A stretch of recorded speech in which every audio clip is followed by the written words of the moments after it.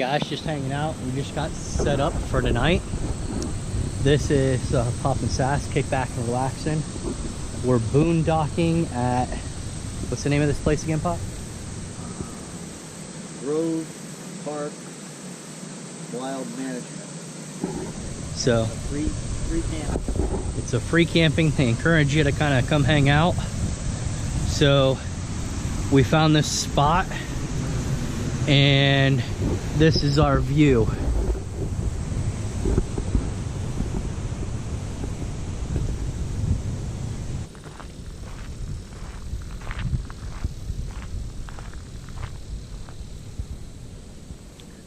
But they have a boat ramp and a dock.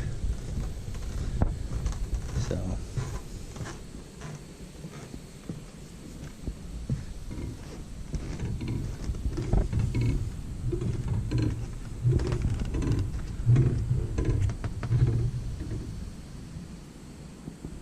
other than that,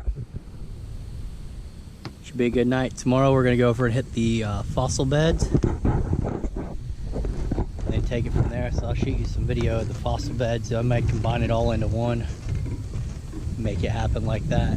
So morning. Today we are at Ashfall Fossil Beds.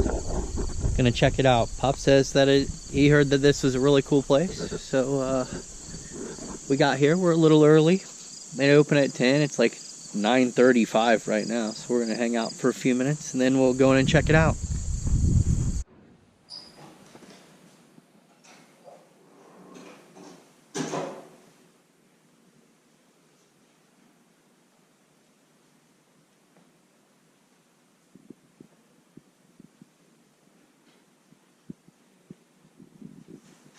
Down here, this is petrified seafood.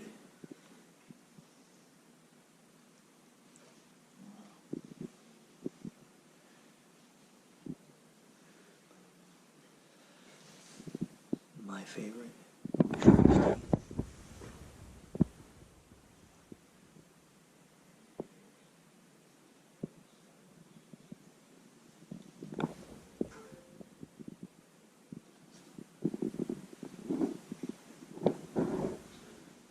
All kinds of cool stuff where you can see different things.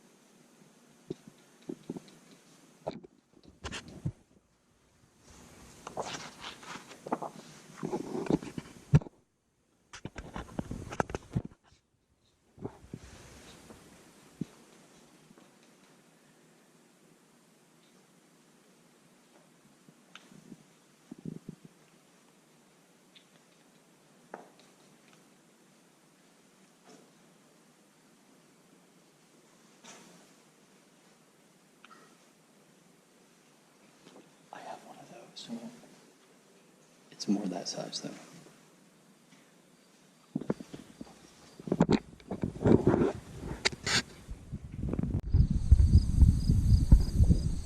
This is part of the volcanic ash bed.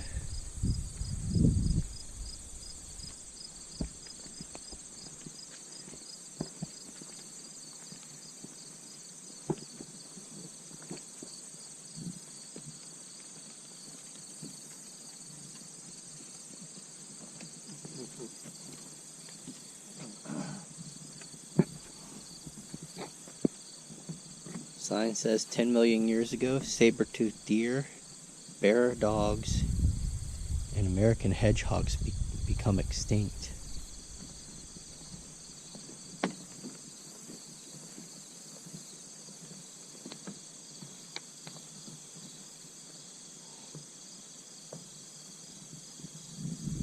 The little red flags that are out there, those show more than 200 skeletons were collected by paleontologists from the University of Nebraska.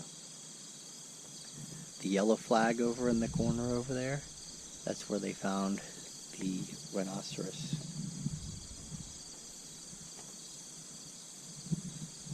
Which is in the rhino barn, which we were about to enter.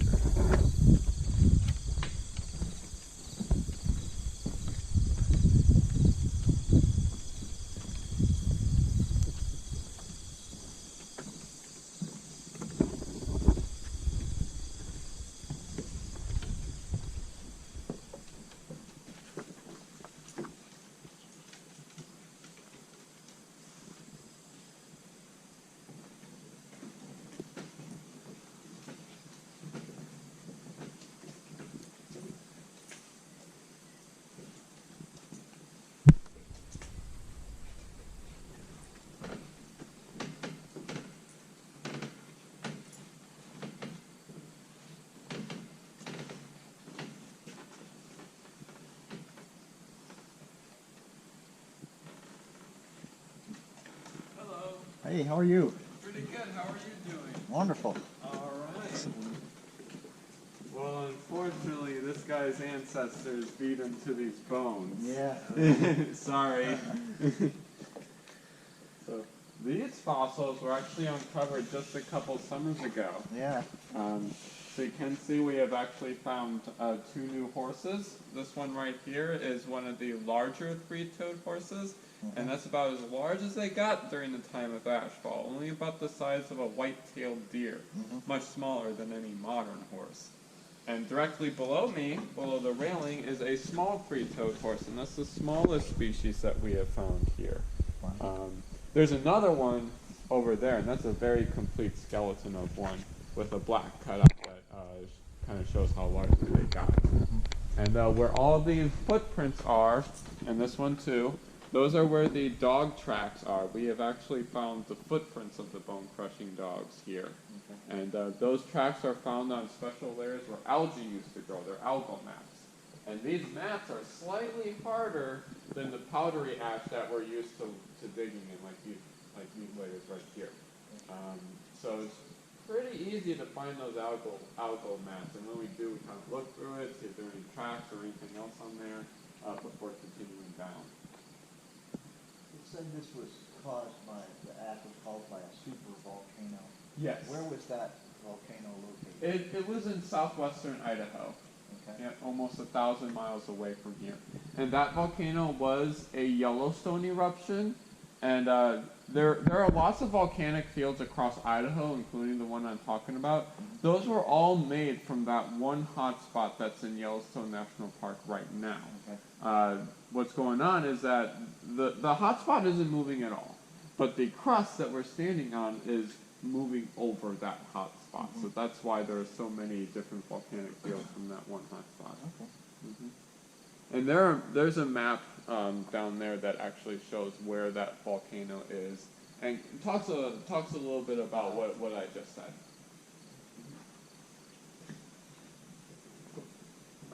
As you move further down, over in the corner there's a huge cluster of skeletons, about 60 in that area, and all of those were excavated when this place first became a state park in 1991.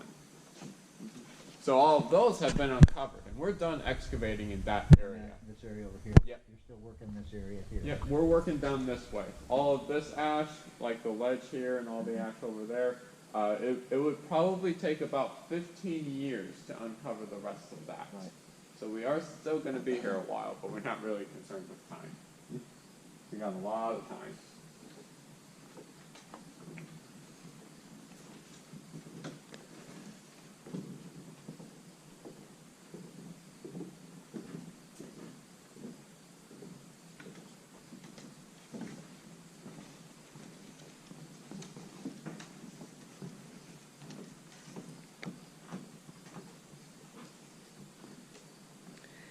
And here's a picture of the fossil ant's nest.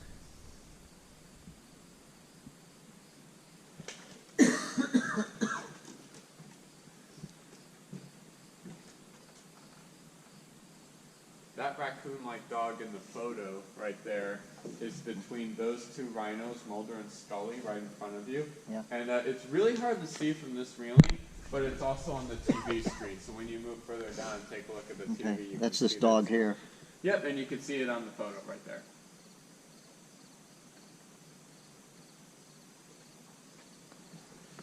They're not very big, are they? No, not really. They were probably about that little guy's size. Yeah, yeah. Compared to the rest of that. Compared to like the other carnivores, the bone crushing dogs, they were probably, I'd say, a good German Shepherd size. But the ancestor of all modern dogs, they were little fox-like animals, probably about his size. Him or her? Her. Her. Probably about her size.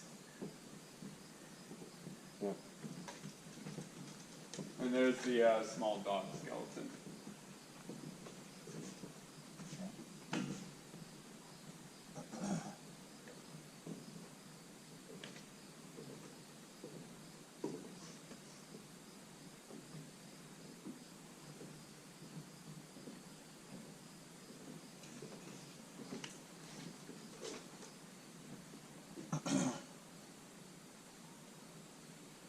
So how would the dog get underneath the skeleton of the rhino? Well, it could be that the raccoon-like dog was trampled on, or that it was like kicked in the face by Mulder, because he may not have been entirely dead when the raccoon-like dog was scavenged. Okay. So those are a couple scenarios, Okay. which may explain why it's underneath the feet of Mulder.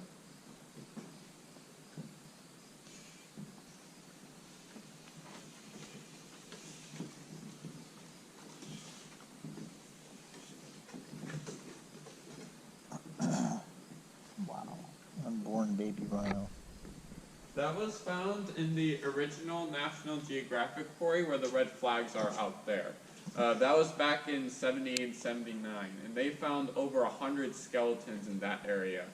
And that's about the size of a basketball court over there. Yeah. And they were all removed because there was no shelter protecting them. They had to be removed. They are down in the collections lab at the university in Lincoln, UNL.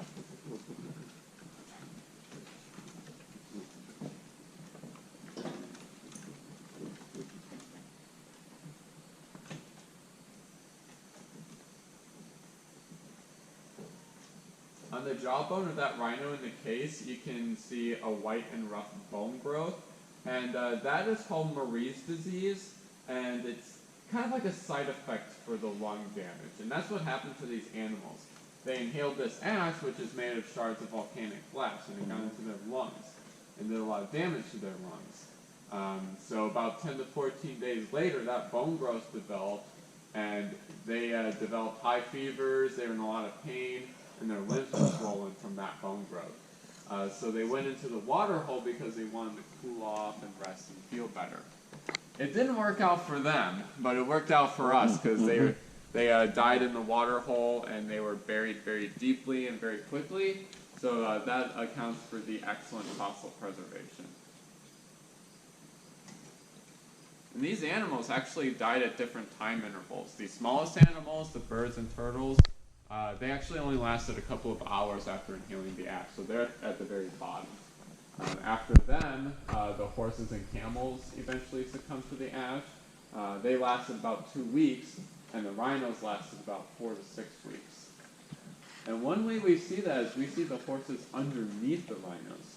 So with horse number 2, for example, his left front leg is underneath the rhino, and the hoof is right there on the other side. So that's one way we see that. Just a lot of animals in this one spot. Yeah, these animals seem to concentrate in the lower portion in the water hole. So we have reached the bottom of the water hole in this area. It's all this brown and tan rock that we see here. And you can see that it's actually moving uphill in that direction. So you see no fossils in the shallower portions, but in the deeper portions we have this cluster of skeletons. The bottom of the water hole is Essentially, yeah.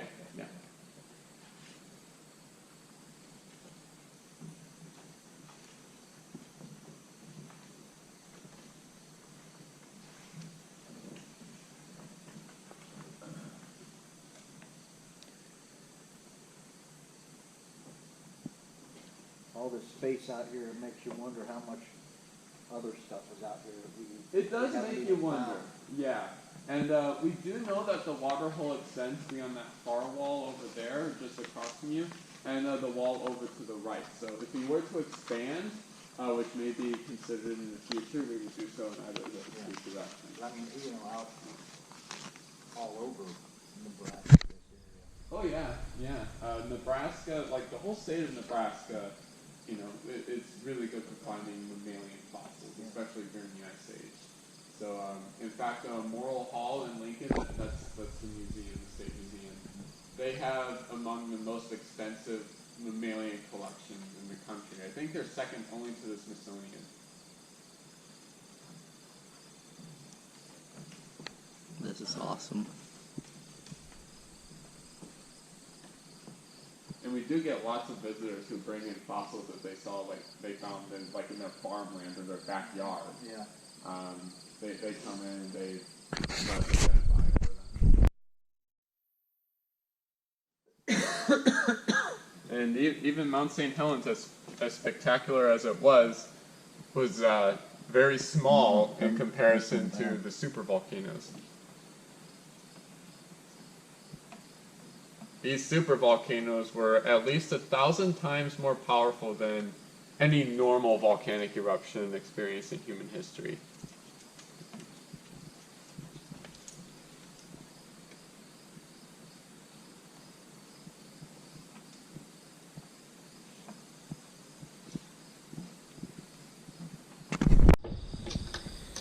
Now we're just outside the building we were just looking at, and then here's all these fossils, and this was stuff that was found in the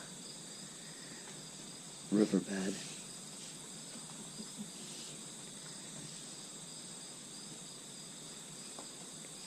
The rhino rib, elephant jaw, and elephant thigh bones. And these were all pre-ash fall.